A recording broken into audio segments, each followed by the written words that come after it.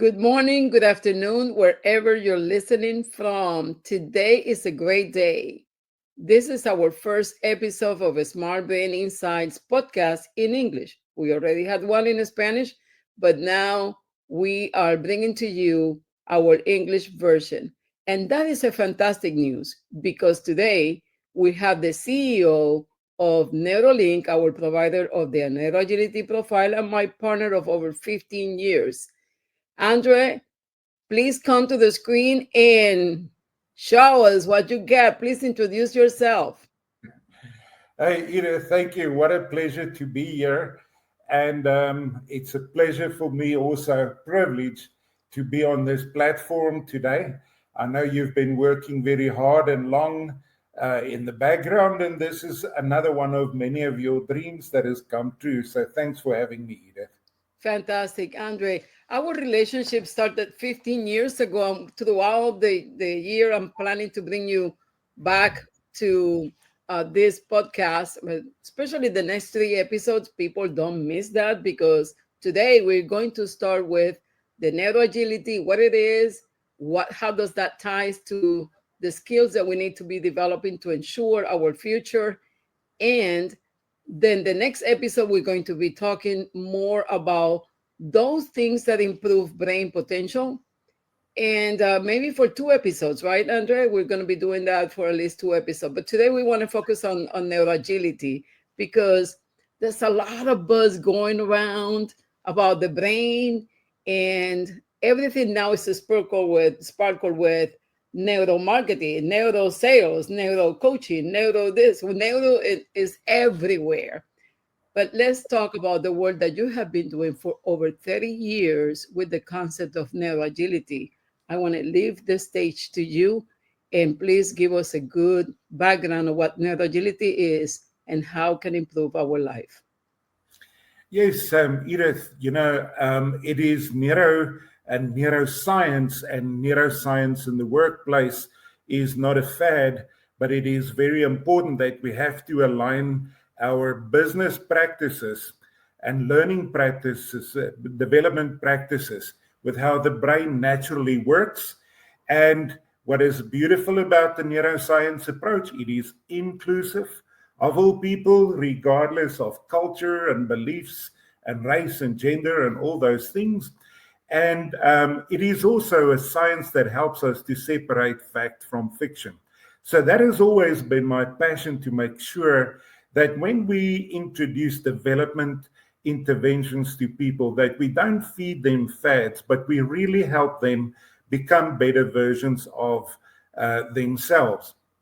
And that is how neuroagility has been a construct that has evolved over the past 30 years based on translating, working at universities with neuroscientists, where my job is to translate neuroscience into practical tools that the world of business and education can use. On the other hand, I've been a business consultant for over 30 years in the trenches with my clients, helping to solve their pain points.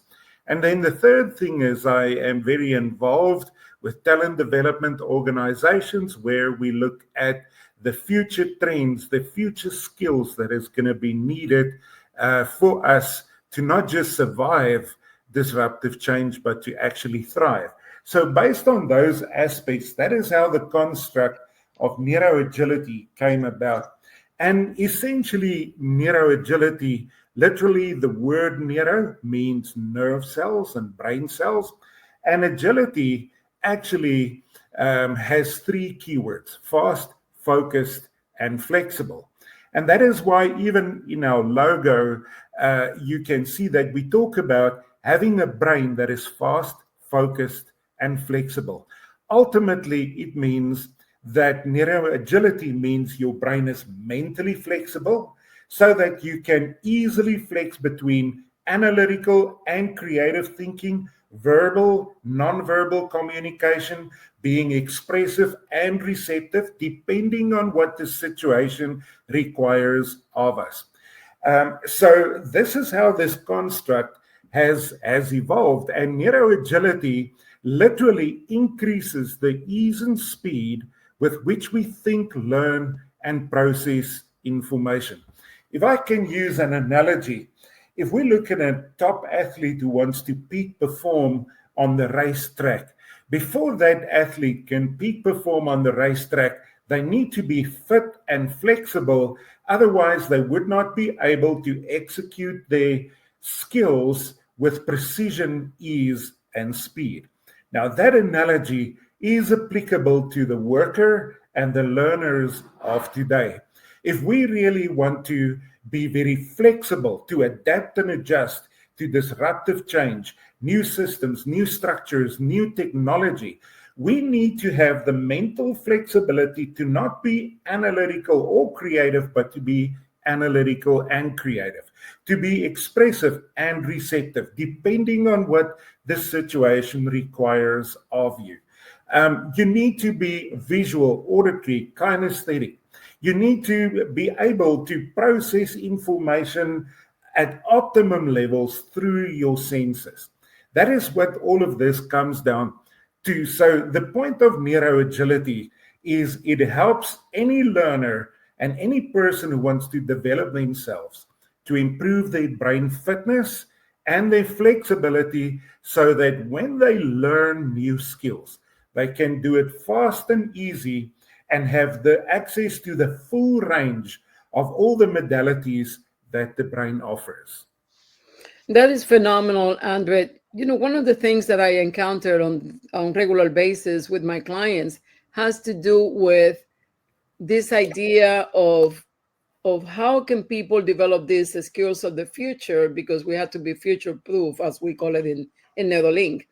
But the idea here is that sometimes people underestimate that most of the power of developing those skills actually start with something you just mentioned, which is having that brain fitness first, and then to grow into that. And some companies, most companies, really they focus more on developing the skills, but we're not taking care of that machine that is the one responsible for those skills. Do you agree with what I'm saying? Of course, Edith. We got to improve our brain fitness and our flexibility so that we can learn faster and easier. So it is a prerequisite.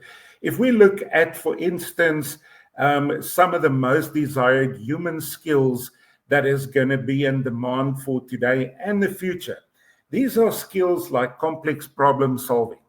And complex problem solving entails being analytical and creative at the same time, not alternating between these concepts, but doing both at the same time. That's why cognitive flexibility is also seen as one of the top skills needed for people to function efficiently in a very disruptive world, and also with constantly evolving and changing work landscapes. But then we also see that there are many other skills, but they are all brain power skills. But before I want to solve a problem, I need to make sure the fitness and flexibility is in place. That's where you've got to start. So Neuro Agility to me is absolutely that starting point in any person's development. It is that investment that you have to make in the greatest asset that you will ever have, and that's your brain. And if you make this a sought after commodity, if you help your brain to help you be the best version of yourself, you're going to be employable, you're going to be competitive, you're going to be successful. And isn't that what all of us want? So we have to start, when it comes to development or learning or performance optimization, we have to start with the brain in mind, and that is what Neuro Agility is all about. Fantastic. I was taking notes as you were speaking, because when I think about all the work that we do, sometimes we talk about clients as companies, but we also work with individual levels, as your work has have a myriad of different types of companies, athletes, and sometimes we work at individual levels, sometimes we work at the team level, sometimes we work at the educational institutions, and many other times, the majority of the time, we're working with companies. And explaining this from the individual to the company is so, so important. And I think everything starts, as we would call it in our business, with that accurate self-awareness. When I'm talking on the individual level, part of the work that I admire a lot that you started and that I have the pleasure to be joining you for the last 15 years has to do, how do I know if I have rigidity in my brain, or is it I am flexible enough as this neuroagility concept is proposing? Where am Yeah, I? And that we need to have a starting point. And before we can understand the benefits of cross-lateral movement and developing this flexibility and focused mind, we need to understand that there is something called rigidity. And can you explain to us a little bit about rigidity? And I will stay with you on the screen for now because I want quickly to move into something else after you answer that question of rigidity. absolutely. Rigidity means to be stuck in your brain's default mode. So, although we have a whole brain, well, the best way for me to explain it is if our viewers or our listeners, when you are listening to me now or looking at me, the point is you can see me, I'm looking at you, and I'm using both eyes. If I really have to focus, then now you will only see one eye, and this is the eye that leads. Now, the point is why I'm using this exercise. Your eyes are the only part of your brain that's visible. So, how your eyes work illustrates to quite an extent how your brain works.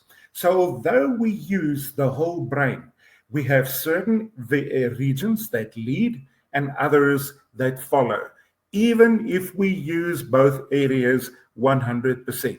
So, rigidity is when I get stuck in those areas that lead, but then sometimes at the cost of the other. We have to remember that when we are born with all the hardware. But now we need to start developing, utilizing all the various brain regions and build neural networks between these regions, enabling these regions to effectively communicate with each other. And that takes time. So we are not born brain fit and mentally flexible. We have to develop that. People often make a mistake and thinking if I have a fair amount of intelligence, I must be mentally flexible and brain fit. Not necessarily so. Compare apples with apples. Intelligence and brain fitness, intelligence and mental flexibility are completely different things and are not part of the same equation. So the key is you're not born brain fit or mentally flexible, you have to develop it. Now, the process of neuroplasticity also tells us one very important thing. Your brain's job is to help you learn, and neuroplasticity helps you to rewire your brain and become that person that you want to be. But here's the challenge. This rewiring doesn't happen once. There's a golden rule that says if I don't use it, I lose it. So even if I start wiring myself, I need to consistently reinforce those neural networks that I built in the brain to stay competitive and agile and fit. So it's a process of never stopping. You can't get to a place of I'm neuro agile, so now I can take my foot off the accelerator. The moment I do it, if I stop exercising, I become unfit. If I stop exercising my brain, I will become unfit again. So this is part of the human condition. It should be a life skill that all of us have to develop and maintain. And that's a good segue to complete our session for today. We want to make sure we remain this short and sweet so people can follow us. And one of the things that I would like to say is let's make sure we stay tuned. Let's make sure that you follow us because in the future, we're bringing a lot of strategies to work with your brain, make it fit, make it flexible, make it fast, make it focused, make it neuro agile. Thank you, André, for being with us. And I will see you in the next episode. Don't go anywhere. It is my joy and pleasure. Thank you, Edith.